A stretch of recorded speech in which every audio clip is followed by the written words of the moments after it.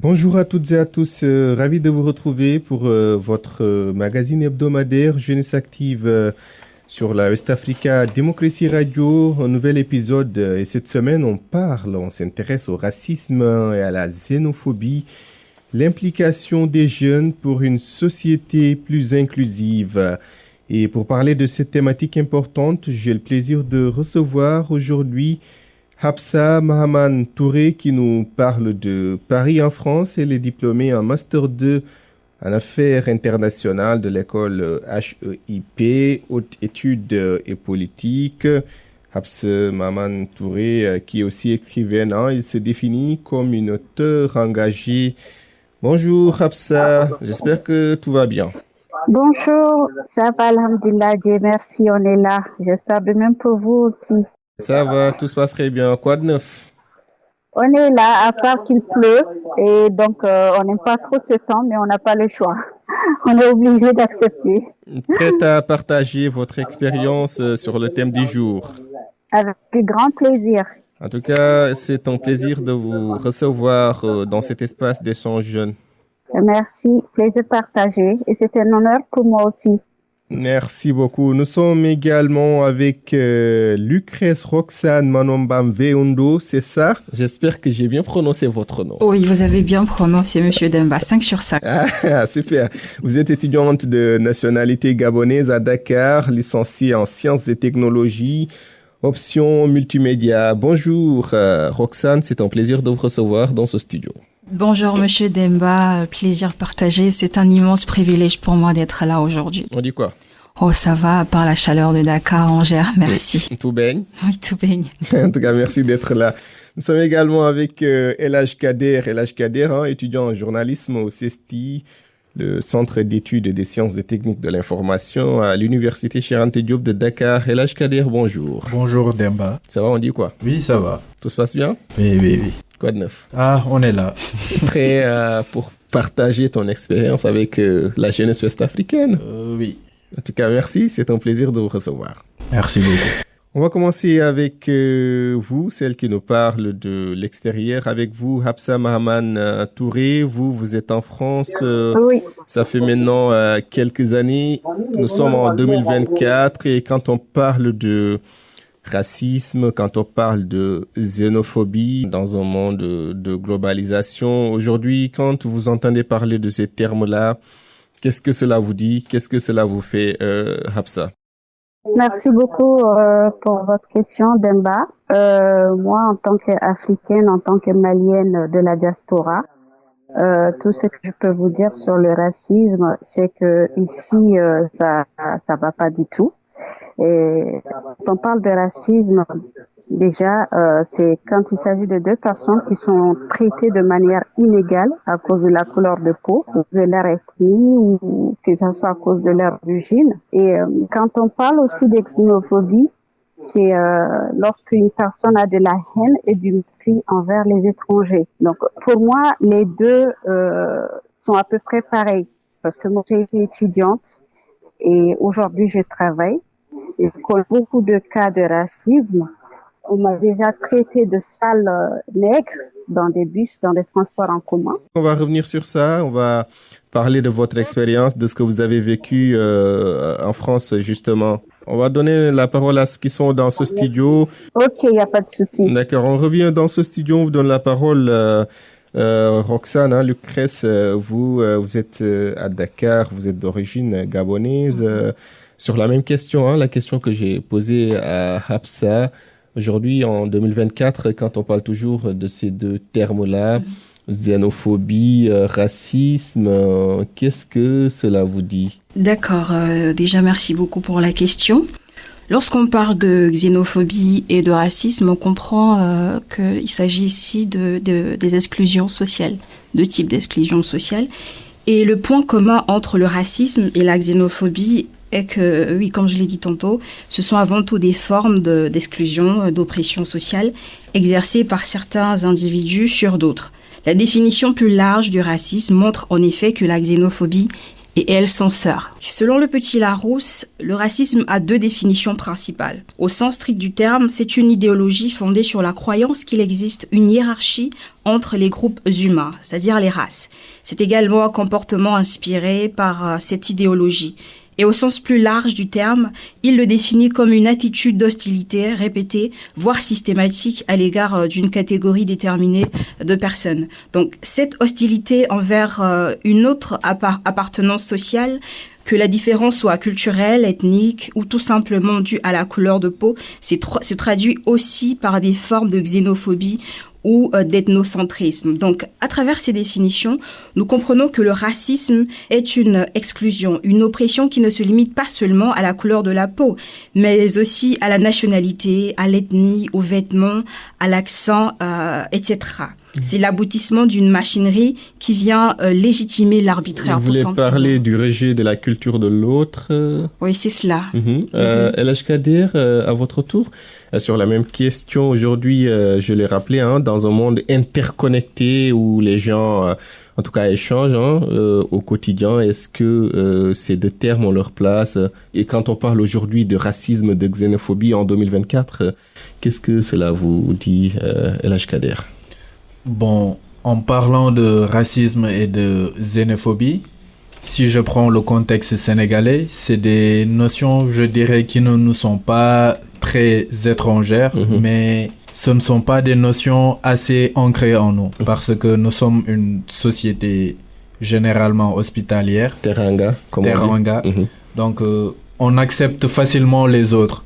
On accepte les étrangers, on leur fait vivre. Mais il y a quelque chose... En tout cas, j'espère que Roxane pourra en tout cas donner son avis. Allez-y, El Hadj Kader. Maintenant, ce qui pose le problème, c'est ceux qui sont pas familiers à cette culture sénégalaise. Par exemple, nous avons nos cousinages à plaisanterie. On taquine tel tu n'es pas humain ou etc. Il y a beaucoup de sortes. Maintenant, si toi tu connais pas, ou bien si tu n'es pas ancré dans cette culture, tu vas penser que eux ils sont racistes, ils sont méchants, ils sont xénophobes, ils ne nous aiment pas. Chez les Wolofs par exemple, toute ethnie qui n'est pas Wolof, il y a cette désignance qu'on utilise, sama, ma propriété. Ça veut pas dire que le Wolof se croit supérieur ou quoi que ce soit, mais c'est sa façon c'est la façon que le Wolof a de t'intégrer. Même au sein d'une famille, je donne un exemple, tu vois quelqu'un dire Sama pour Samayaï, pour dire ma mère à moi seul, et pourtant il peut parler à son frère ou bien à sa sœur. Voilà, lui qui est Samayaï, ou bien tu vois, c'est ça, ce sont ces termes-là qu'on utilise. Maintenant, je vais aller un peu plus loin et dire que ça fait quelques années, je dirais, ça fait moins de 5 ans qu'on assiste à une forme de xénophobie ici au Sénégal envers nos voisins, et que ça prend vraiment de l'ampleur. Et El Hadj Kader, on va y revenir. Voilà. On va partir en France. Rapsa Maman, vous êtes là? Oui, je suis là. Est-ce que vous avez été victime de racisme une fois dans votre vie, et comment est-ce que vous avez réagi? J'ai été victime plusieurs fois, ce n'est même pas une fois, plusieurs fois, et dans de différentes villes de la France. Quand j'étais étudiante, en même temps quand j'ai commencé à travailler. La toute première fois, j'étais un peu choquée parce que ça venait d'une mamie, une personne âgée, voilà, et dans un bus. À peine je monte dans le bus, donc elle a changé de place, et voilà, elle n'était pas contente du fait que je suis montée dans le bus, et elle était obligée, voilà, elle m'a traité de sale noire, et il va falloir qu'elle descende du bus. J'ai pas pu me retenir malheureusement, parce que c'est un mot qui m'a vraiment blessée, et je me suis laissée emporter. Du coup, je lui ai dit, ok, si elle n'est pas contente, qu'elle s'achète une voiture, parce que le bus, c'est les transports en commun. Donc, voilà. Si elle supporte pas les noirs, et qu'elle continue son chemin, et il n'y a pas de souci, mais le conducteur, quand même, va pas me faire descendre. Et après, à l'école aussi, on était un groupe d'étudiants africains. Il y avait un seul Français blanc parmi nous. Au moment où on a fini notre exposé, le prof, il nous a donné notre note, et il nous a dit qu'on a 16, le groupe. Mais après, quand j'ai regardé, dans le cahier, j'ai vu que non, en fait, il nous a donné, nous, les 4 Africains, il nous a donné 16, et le seul blanc qui était parmi nous, il lui a donné 20. Et c'est là que j'étais obligée, je lui ai demandé pourquoi il a fait la différence entre nous. Il a dit non, c'est la même note. Et j'ai demandé aux autres de venir pour qu'ils nous montrent la note. Donc quand il a montré, il avait honte, il était un peu gêné. Et le jeune Français lui a dit non, qu'il peut pas accepter les 20. Soit il donne 20 à nous, les 5, soit il donne 16 à tout le monde. Et là, il a rectifié. Donc voilà, ça continue dans tous les domaines. C'est quelque chose, ça fait mal. Dans un monde nouveau, en tout cas que vous découvrez pour la première fois et vous êtes confronté à ces genres d'obstacles, en tout cas ces genres de problèmes, on va dire. Alors, comment est-ce que vous vous êtes adapté? Comment est-ce que vous êtes comporté pour pouvoir vivre dans cet univers, Hafsa? Au final, j'ai vu que ça n'a pas d'importance de réagir tout le temps. Et puis de se laisser emporter, de crier ou de répondre à la personne. Un coup de silence, ça vaut mieux. C'est quelque chose où on peut vraiment pas, on parle de ça partout, que ça soit les médias, que ça soit sur les réseaux sociaux, que ça soit dans la rue et autres, mais ça ne va jamais changer. Parce que chaque jour, il y a des gens qui naissent, il y a des bébés qui naissent, mais parmi eux aussi, il y a des racistes. Et donc, la seule solution pour moi, c'est de répondre ces gens qui sont racistes par un coup de silence. S'il n'y a pas de violence. Par contre, s'il y a une violence, là, on peut réagir. Donc, je suis là pour un objectif. Et je ne suis pas ici pour faire la guerre ou pour faire quoi que ce soit avec, voilà. On va revenir vers vous, Hafsa Mahaman. El Hadj Kader, vous avez entendu ces témoignages de Hafsa, qui a expliqué un peu, qui a partagé son expérience, qui est un peu revenu sur ce qu'elle a vécu en France. Vous, est-ce que vous avez été quelque part victime de racisme, d'une certaine marginalisation? Non, je ne m'en souviens pas. Ou bien vous avez assisté à un acte raciste quelque part, Kader? Non, sûrement peut-être sur les réseaux sociaux. On voit des actes xénophobes. C'est un politicien sénégalais qui a émis des propos racistes envers une certaine communauté. Et tout le monde a pu en témoigner et sénégalaisement parlant, c'est incorrect. Justement, vous avez dit sénégalaisement parlant, quand on sait que pour la plupart du temps, quand on parle du Sénégal, on dit pays de la teranga, terre d'hospitalité. Vous voyez un compatriote qui a ce comportement, qu'est-ce que cela vous fait, El Hadj Kader? Pour moi, c'est, je dirais, malsain. C'est un comportement malsain parce que ce comportement développe une attitude chez les jeunes. Maintenant, les jeunes vont commencer à voir de cette façon, de la façon dont cet individu prend les choses là, les jeunes vont commencer à réfléchir de la sorte et à exclure une certaine communauté, alors que le monde est fait comme ça. Les frontières sont récentes, mais il y a tout le temps eu des mouvements de population.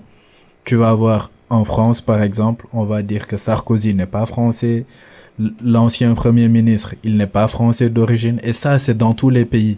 Donc, les gens sont appelés à voyager. On l'a vu ici au Sénégal, voilà. Pendant les élections, les gens disent telle personne n'est pas sénégalais, entre autres. Voilà. Donc, il faut que les choses changent. Moi, je crois en un monde commun. Les êtres. Un village planétaire. Un village planétaire, les êtres humains, une seule race, et voilà. Il faut s'apprécier dans la différence parce que c'est tellement facile d'exclure quelqu'un parce que cette personne est différente de nous, donc, c'est beaucoup trop facile. Il faut aller plus loin, voir les choses autrement, prendre de la hauteur, de la grandeur. Pour moi, c'est comme ça qu'on fera pour changer ce monde, faire en sorte que ce monde soit meilleur. Roxane, allez-y, sur la même question. Vous avez quitté votre terroir, vous vous êtes installé dans un autre pays. Comment ça a été? Au début, c'était pas facile.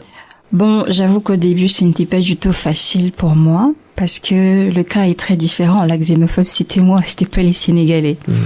Et je rejoins Kader lorsqu'il dit que... C'était toi, c'était pas les Sénégalais, c'est-à-dire... C'est-à-dire que, déjà, en venant de mon pays, je me suis dit que les gens d'ici étaient inférieurs par rapport à nous.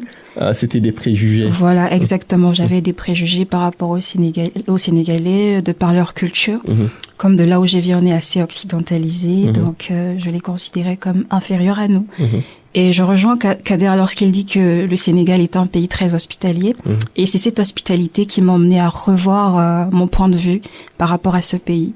J'avoue que j'ai aussi été victime de cas de xénophobie ici, mais c'était des cas assez mineurs. Et c'était quoi? Partagez votre expérience. Bon, d'accord. C'était dans un cyber. Le monsieur m'avait tellement mal reçu à cause de mon accent. Voilà. Et à la limite, ça avait failli se terminer en bagarre. Fort heureusement, il y avait un autre Sénégalais dans la salle qui avait essayé de raisonner le monsieur parce qu'il était assez âgé, il devait être dans la quarantaine, que non, elle a l'âge de ta fille, tu peux pas te comporter ainsi, tu donnes une mauvaise image du pays aux étrangers, etc. Bon, j'avoue que j'étais sortie de là un peu traumatisée. Ça m'avait emmenée à... Disons que ça avait ressuscité ma haine du Sénégal, mais en rentrant chez moi, paradoxalement, j'étais tombée sur un Sénégalais qui m'avait fait une grimace, une petite blague. Ça m'avait redonné le sourire et cela m'avait emmené à comprendre que les êtres humains ne sont pas les mêmes. En fait, on peut pas donner une mauvaise image d'un pays à cause d'une seule personne. C'est ça, on est tous des Africains et disons que ce genre de situation se produit aussi disons dans mon pays, j'ai aussi vu ça. Sauf que c'est de l'ethnocentrisme. Donc voilà, c'est ça, on finit par se dire. Et selon vous, d'où est-ce que vient cette haine? Est-ce qu'on est raciste ou bien c'est la société qui nous rend peut-être racistes, entre guillemets? Je pense que c'est la société. On ne naît pas raciste. Comme pouvait le dire Jean-Jacques Rousseau, l'être humain est naturellement bon. C'est la société qui le dégrade. Exactement. Le racisme, la xénophobie, l'ethnocentrisme, ce sont des idéologies. Voilà, ce sont des idéologies, ce sont des faits qui sont là dans la société, qu'on essaie de battre comme on peut, mais malheureusement, ça se perpétue au fil du temps. C'est ce qui est un peu décourageant. Dans son propos, El Kader, Roxane, elle a parlé de préjugés. Vous pensez que ce sont ces mêmes préjugés qui sont à l'origine du mal? Oui, bon, je dirais un peu, parce que, bon, comme je l'ai dit un peu plus tôt, c'est tellement facile de juger quelqu'un parce que cette personne est différente. Au fait, ce sont ces différences-là qui est le mal de tout ce qui nous arrive, je dirais. Mais il faut apprendre à considérer l'être humain, savoir accepter les différences. Peut-être que moi, je suis un Wolof, je suis différent d'un Bambara qui a une autre culture et je dirais que non, eux, ils sont comme ça, ils sont sauvages, non. Ils ont une façon de voir, ils ont une façon de se comporter, ils ont une façon de parler et ils ont leur réalité. Donc moi, je peux pas les exclure parce qu'ils sont différents de nous. C'est facile, c'est tellement facile. Et la richesse même, c'est cette diversité, cette interconnexion entre les différentes communautés, peut-être du Mali, du Gabon, du Sénégal, entre autres. Oui, c'est exactement ça, la richesse. Il y a une citation qu'on dit, l'unité dans la diversité. L'unité dans la diversité. Donc, pour moi, c'est ce qu'il faudra cultiver pour les jeunes dans les années à venir, les mois à venir. Voilà. Et justement, pour rejoindre Kader, je voudrais aussi partager cette citation de Antoine de Saint-Exupéry qui dit « Si tu diffères de moi, loin de me léser, tu m'enrichis ». Donc, en effet, nos différences culturelles sont des richesses qu'on doit exploiter pour développer, bon, surtout entre Africains, bien sûr, pour développer notre continent, pour développer nos pays. Ça ne doit pas être des moyens pour nous diviser. Hafsa, vous voulez réagir? Oui, en fait, je voulais juste... m'adresser à Monsieur El Hadj Kader, c'est ça? Oui. Oui. En fait, Kader, moi, je ne savais pas du tout qu'au Sénégal aussi, il y a le cousinage à plaisanterie. Je ne savais pas. Je pensais que c'était qu'au Mali seulement. Mais là, je viens d'apprendre et je trouve que c'est magnifique. C'est quelque chose qui nous réunit et qui nous aide aussi à ne pas créer de différences entre les autres ethnies, comme vous venez de dire tout à l'heure. Et des fois, je pense qu'il y a l'éducation aussi parce que bien qu'au Mali, on a le cousinage à plaisanterie, mais il y a de ces ethnies qui ne se supportent pas malgré tout. Donc, je voulais juste rajouter côté mariage, par exemple, il y a de ces ethnies, si c'est pas entre eux, ils ne se mélangent jamais avec une autre ethnie. Ça, on l'a au Mali. C'est le cas au Sénégal aussi, Hafsa. Voilà. Au Mali, il y a des gens aussi qui trouvent que notre ethnie, c'est-à-dire nous les Songhouis, c'est-à-dire l'ethnie Songhouis, c'est la plus raciste en fait au Mali.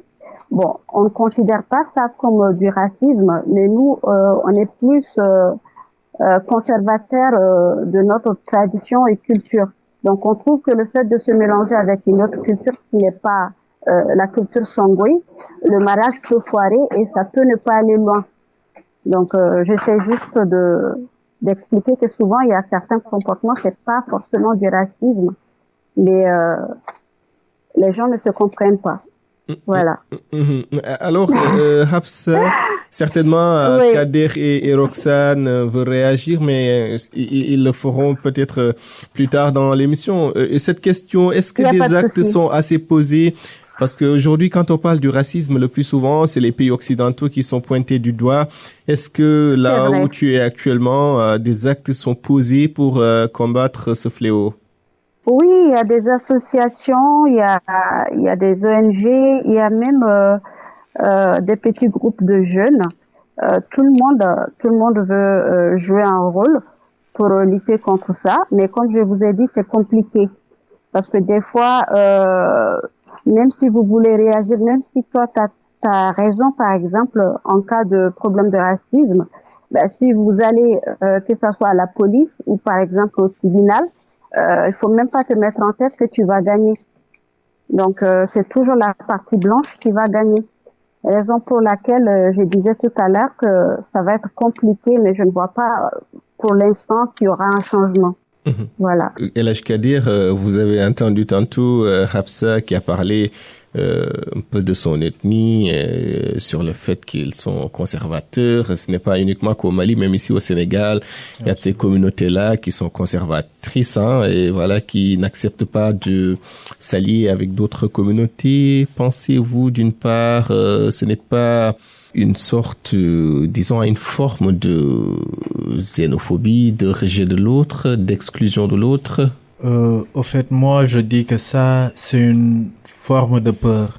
Ces communautés-là ont peur de se dévoiler, ont peur de comprendre l'autre communauté, ont peur d'accepter l'autre communauté. Pour moi, c'est la cause du rejet de ce métissage. Et le métissage est beau. Tout le monde aime le métissage. Le métissage est beau. Les enfants métis sont beaux. Le métissage culturel est beau.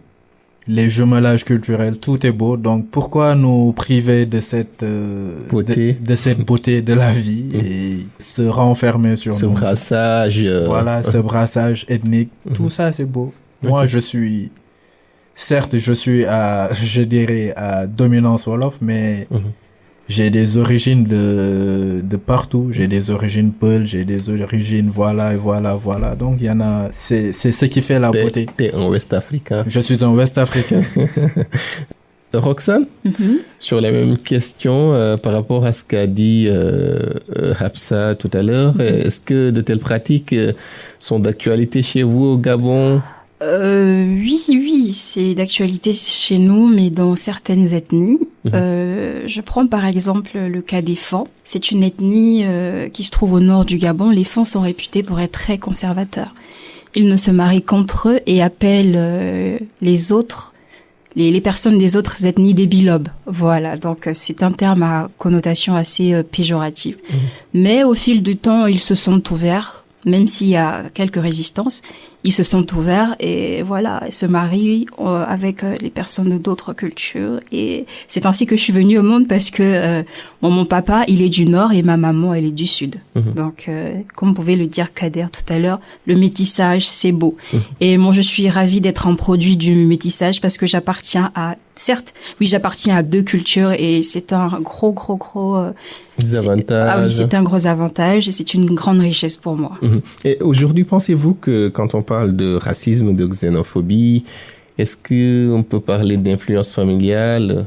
Oui, effectivement, on peut parler d'influence familiale en effet parce que Chez nous, au Gabon, par exemple, lorsqu'on nous éduque, nous, les jeunes filles, on nous fait croire que les étrangers, surtout les Ouest-Africains, sont des personnes inférieures à nous. Je prends le cas d'une de mes connaissances. Elle est étudiante à Dakar. Elle a eu à avoir une relation avec un Béninois. Elle est tombée enceinte de lui. L'enfant est né, sauf que jusqu'à présent, elle a du mal à informer ses parents parce qu'elle a peur de leur réaction. Chez nous, quand tu te maries avec un Ouest-Africain, tu as raté ta vie. Oui, c'est malheureusement cette réalité. C'est pour cela que, comme je vous l'ai dit au début, je suis arrivée ici, j'étais xénophobe. Tu as découvert autre chose. Exactement, c'est ça. Et aujourd'hui, qu'est-ce qu'il faut faire justement pour convaincre? Parce qu'aussi, c'est ça en fait, le rôle des jeunes pour une société inclusive. C'est d'ailleurs le thème, en tout cas, de l'émission. Vous, quelle est votre part, votre rôle à jouer pour, en tout cas, amener les parents, ces anciens peut-être qui n'ont pas vécu votre expérience pour qu'ils arrivent à comprendre les réalités du terrain? Déjà, il faut leur faire comprendre, dans un premier temps, que le monde a évolué. Il a énormément changé. On ne peut pas se développer seul. On a besoin de l'autre. On a besoin de la connaissance, de la richesse de l'autre.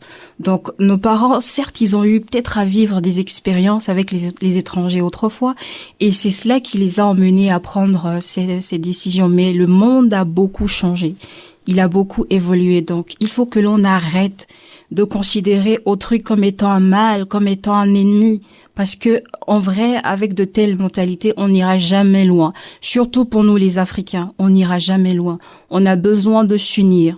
On a besoin de partager nos valeurs culturelles. On a besoin de partager nos connaissances pour se développer soi-même, pour développer notre continent. Parce qu'on le dit, l'Afrique est énormément en retard. Et la cause principale, c'est la division. Et ses préjugés. Exactement, et ses préjugés. Kader, une réaction? Oui, je vais rejoindre Roxane, mais je dirais que il faut aller un peu plus loin et avoir une vision à long terme. Et la vision à long terme, c'est l'école. Aller éduquer nos enfants, leur apprendre que la différence, c'est quelque chose de bien. Il faut s'ouvrir. Et c'est la seule façon de pouvoir prévoir ces cas d'ici 10, 20, 30 ou 40 ans. Pour moi, c'est la solution. C'est la solution. Oui, allez-y, je voulais encore m'adresser à Monsieur Elage. Oui, allez-y. En fait, en prenant l'exemple sur mon ethnie au Mali, on n'a rien contre le métissage, hein, au contraire. Je parlais de ça parce que je voulais juste dire qu'en Afrique, on peut pas considérer ça comme du racisme. Le fait d'être conservateur, moi je trouve que c'est pas du racisme. Par exemple, moi, mon petit frère, il s'est marié à une Soninké. Et ma belle-sœur, elle n'est pas Songhai, mais elle s'est intégrée. Elle parle couramment notre langue, Songhai. Et notre culture, presque la tradition, tout, elle s'est bien adaptée. Mais le fait de dire qu'il y a certaines ethnies, on les traite de racistes et autres, c'est le fait qu'ils se marient entre eux. Mais aujourd'hui, il y a beaucoup d'ethnies qui ont changé. Il y a beaucoup par exemple, les Peuls. Avant, les Peuls aussi se mariaient qu'entre eux. Mais aujourd'hui, il y a des Bambara et des Peuls qui se marient entre eux. Mais le problème, c'est quoi? Très généralement, quand il y a un problème dans le foyer ou dans le couple, ils n'arrivent pas à s'entendre côté tradition ou côté coutume, et au final ils divorcent. Donc ce qui fait que beaucoup de familles ont peur parce qu'ils se disent il n'y a pas de souci, même s'ils se marient, il n'y a pas de problème, mais la dame, c'est-à-dire la mariée ou le marié, ne pourra pas accepter ou peut-être ne pourra pas suivre nos cultures traditions. Donc c'est pour cela il y a certaines familles elles préfèrent rester qu'avec, mais c'est pas du racisme. C'est ce que je voulais dire à D'accord. Justement, vous l'avez dit, vous avez parlé des questions d'éducation, et quand on parle d'éducation, ce n'est pas uniquement qu'à l'école, ça commence la famille, hein, qui est la cellule de base de la société. Pensez-vous que l'influence familiale aujourd'hui joue un rôle pour propager ces actes à déplorer, peut-être le racisme, la xénophobie? Ça dépend des familles, ça dépend du lieu aussi. Par exemple, ici en France, comme je disais, les Sarafolais, les Soninké d'ici, eux, ils continuent toujours à faire marier les enfants entre eux pour ne pas avoir en fait, pour les éviter la culture européenne, c'est-à-dire la mentalité d'ici. Donc, en prenant l'exemple sur ça, moi, je trouve que peut-être dans l'avenir, ça peut changer, mais moi, de mon côté, en toute sincérité, je n'ai vraiment pas d'espoir qu'il y aura un changement. Pourquoi? Parce que chaque jour, ça devient de plus en plus sûr et c'est très compliqué. C'est très, très compliqué. Même si on commence à avoir un petit peu de changement, au bout de 2 jours, 3 jours, ça s'aggrave encore la situation. Donc, bien qu'il y a des lois, même les lois aussi, c'est pas respecté.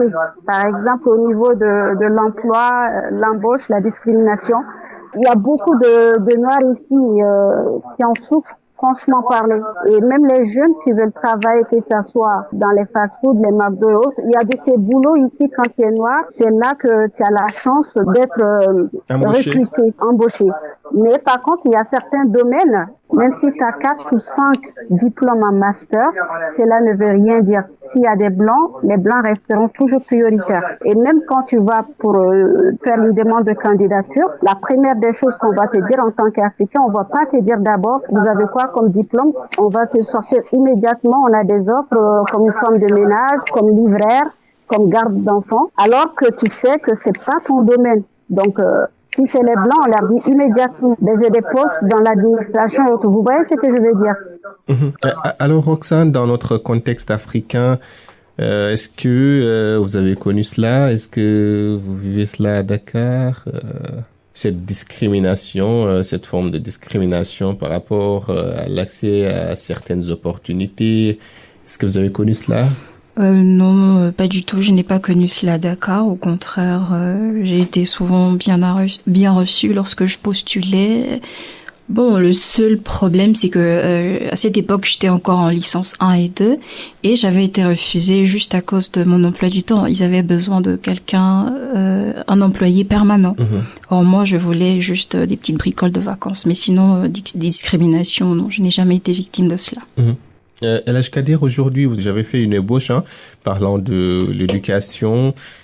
Hafsa qui dit qu'elle n'a pas d'espoir, là où elle est en tout cas, dans notre contexte africain, quand on sait que bien que nous soyons différents, en tout cas sur certains aspects, on a beaucoup d'aspects, en tout cas similaires, beaucoup de similitudes, que l'on soit du Mali, du Gabon, de la RDC, du Sénégal, entre autres. On a en tout cas beaucoup de similitudes. Selon vous, à quel niveau faut agir pour faire de sorte que les gens s'acceptent, les communautés s'acceptent davantage, qu'il y ait cette inclusion? Au fait, avant de répondre à la question, je voudrais rebondir sur ce que Hafsa a dit. Au fait, moi, lorsque vous évoquez les discriminations que vous avez subies pour les emplois, moi je dis que ça c'est une chance pour l'Afrique, parce que vous êtes parti à la recherche de la connaissance dans un pays étranger et au lieu de vous intégrer et prendre votre connaissance, ils vous discriminent. Et ça, c'est une aubaine pour l'Afrique. Il faut revenir ici et pas nous montrer, mais nous faire profiter de ce que vous avez appris, des connaissances que vous avez eues, votre façon de voir le monde. Et ça va vraiment nous servir à nous les Africains, parce que nous, quoi qu'on puisse le dire, nous sommes un peu en retard technologiquement dans l'éducation et dans beaucoup de domaines. Donc, lorsque vous amenez votre science ici en Afrique, on va en profiter et nos parents seront fiers de nous. Parce que à quoi ça sert que nos parents payent des millions pour notre éducation et on reste là-bas en France, on se marie et qu'on reste là-bas? Non, il faut revenir. Come back to Africa. On a besoin de vous. Donc c'est le message que j'avais à lancer par rapport au monde professionnel, aux discriminations que vous subissez dans les pays étrangers. Maintenant, pour les communautés, pour qu'elles s'acceptent. Bon, comme vous l'avez si bien dit, il y a des communautés qui sont naturellement sectaires, je dirais, qui n'aiment pas s'ouvrir. Et là, on va juste laisser autant on va avoir un enfant, bon, qui va vouloir se marier, mais les choses bougent. Ça va bouger. Je sais pas quelle est la solution miracle, mais les choses bougent et en général, les sociétés s'ouvrent. Les sociétés s'ouvrent. Par quel miracle, ça, je ne sais pas, mais voilà, ça arrive. Vous pensez que le temps s'en chargera? Bien sûr. Vous êtes optimiste. Oui. Roxane, vous? Oui, je suis d'accord avec Ader. On ne peut qu'espérer et compter sur le temps parce que en ce qui concerne la tradition, en général, les Africains sont très conservateurs. Ils ont peur de laisser de côté ce que leurs parents, ce que leurs ancêtres leur ont enseigné pour pouvoir accepter une autre idéologie, de peur de se perdre. Et ça grippe aux acquis. Exactement, c'est cela, de peur de se perdre eux-mêmes. Donc, c'est là que se trouve le véritable problème, la peur de s'ouvrir. En vrai, donc on ne peut compter que sur le temps, parce que même nous, à l'école, on peut nous l'enseigner, non, nous sommes tous égaux en dignité, en droit, mais quand tu arrives à la maison, que papa te dit non, telle ethnie est inférieure, telle ethnie est supérieure, la tradition nous oblige à respecter nos parents, donc on ne peut qu'accepter ce qu'ils nous disent en vrai. Donc c'est là compter sur le temps et nous aussi en tant que jeunes, de temps en temps, parler à nos parents, parler à nos frères et sœurs, histoire de les ramener à la raison. Parce qu'en vrai, en agissant ainsi, on ne pourra pas aller bien loin. Hafsa, vous avez entendu certainement, vous voulez réagir aussi, c'est ça? Oui, je veux m'adresser encore à Elage. En fait, Elage, moi je travaille dans l'administration et tous mes stages avant d'obtenir mon diplôme, c'était aussi dans l'administration. Et en même temps, je suis dans les associations. Donc, en parlant de cette discrimination au niveau de l'embauche, c'est pas moi exactement. Parce que je change avec beaucoup de personnes. Et il y a même des jeunes blancs qui me disent ce qui se passe dans leur boulot, en fait, ce qui se passe au lieu de leur travail, comment leurs supérieurs se comportent avec les Africains et ceux qui ne s'expriment pas bien en français. Et donc, c'est quelque chose, moi, je prends note de tout ça. Parce que comme je disais tout à l'heure, c'est pas facile. Il n'y a pas que ici en France où il y a le racisme. N'importe où dans le monde entier, on peut être victime de racisme. Donc même si les parents ont dépensé des millions dans les études, je pense que des fois il faut pas voir seulement le côté négatif, il y a le côté positif aussi. Donc on apprend quelque chose, on essaie d'être indépendant et on essaie d'être fort aussi. Ce qui est différent de quand on est en Afrique. Par exemple, en Afrique, il y a aussi le racisme, mais c'est pas pareil qu'ici. Pourtant, on arrive à bien vivre, on arrive à continuer ses projets. Et donc, voilà, moi, je veux dire que c'est pas le lieu. Ça n'a rien à voir et c'est pas non plus le choix. Donc, ça dépend de sur qui on tombe. Voilà. Parlant aujourd'hui, parlant de notre contexte, Hafsa, comme je l'ai dit tantôt, vous avez fait la France. Vous connaissez un peu ce qui se passe là-bas. Aujourd'hui, est-ce que vous êtes optimiste? Parce que vous avez également évoqué, disant que même dans nos pays, on trouve des gens racistes, ce qui est aussi vrai. Selon vous, qu'est-ce qu'il faut faire? À quel niveau il faut agir pour changer la donne? Moi, je pense qu'il faut encore plus de lois et puis qui peuvent punir sévèrement ces gens qui sont racistes et xénophobes. Peut-être avec ça, les gens auront peur et ils pourront peut-être changer de comportement. Et aussi dans les écoles, éduquer plus les enfants, parce que si tu apprends à l'enfant dès son jeune âge qu'il est différent de tel ou qu'il est supérieur de tel, ben il va grandir avec cette mentalité. Par contre, si tu apprends à l'enfant que voilà, il n'y a pas de différence, chaque ethnie a sa façon d'être, ses traditions, ses coutumes et autres, ben comme par exemple pour lui aussi, l'enfant il va comprendre, il va grandir avec. Ben, il y a des enfants, ils prennent l'exemple sur les parents. Voilà. On va faire un dernier tour de table avant de boucler cette émission. On vous donne la parole, Roxane. Vous êtes jeune quand on parle de cette inclusion, pour rester toujours dans le thème, il y a ce qu'on appelle le dialogue interculturel. Quel rôle pourrait-il jouer pour amener les communautés à davantage se connecter Et en plus de cela, lutter contre ces actes xénophobes et ces actes racistes dont on a parlé tout au long de l'émission. D'accord, donc le dialogue interculturel serait une bonne chose pour lutter contre l'exclusion dans la mesure où c'est le rendez-vous du donner et du recevoir, comme pouvait le dire le feu président Léopold Sédar Senghor. À travers ce dialogue, on comprendra, ou plutôt on pourra voir ce qu'il y a de mauvais dans notre tradition et s'en débarrasser. Et on pourra prendre ce qu'il y a de bon dans la tradition de l'autre et l'adapter chez nous. Donc c'est au fur et à mesure en pratiquant cela que l'exclusion, l'oppression disparaîtra de nos mœurs et aussi de nos valeurs, progressivement. Elhadj Kader, sur la même question, rôle de la jeunesse, nous en tant que jeunes, qu'est-ce qu'on peut faire pour lutter contre ces fléaux? Bon, en tant que jeune, ce qu'on peut faire pour lutter contre ces fléaux, c'est, je dirais, s'armer de savoir. Parce que l'homme qui a quelque chose dans la tête ne saurait être méchant, ni être raciste, ni simplement faire du mal. Parce qu'un homme qui a quelque chose dans la tête l'ouverture d'esprit sera ouvert d'esprit, va développer des compétences comme l'empathie. Et ça, avec cette empathie, on peut rendre ce monde meilleur. Voilà. S'armer d'empathie. Avoir plus d'humanisme, voir à chaque fois qu'on voit une personne... comprendre les autres et les aider. S'imaginer devant un miroir, ça. Voilà. C'est ça. D'accord. Juste l'empathie. Avec l'empathie, on pourra rendre ce monde meilleur. Hafsa, Mahaman. Oui, je suis là. Allez-y, sur la même question, le rôle des jeunes pour changer la donne. Le rôle des jeunes, moi je dirais il faut plus sensibiliser les jeunes pour essayer de les conseiller et voilà qu'ils comprennent que aujourd'hui c'est pas facile et rien ne peut marcher avec la violence ou l'agression disons. Donc si les jeunes peuvent se cultiver en voyageant, moi je pense que c'est la seule solution parce que tous les gens qui sont xénophobes ici, ce sont des gens qui n'ont pas voyagé. Donc plus on voyage, plus on voit beaucoup de choses, on se cultive davantage, on apprend et peut-être ça peut les aider à changer.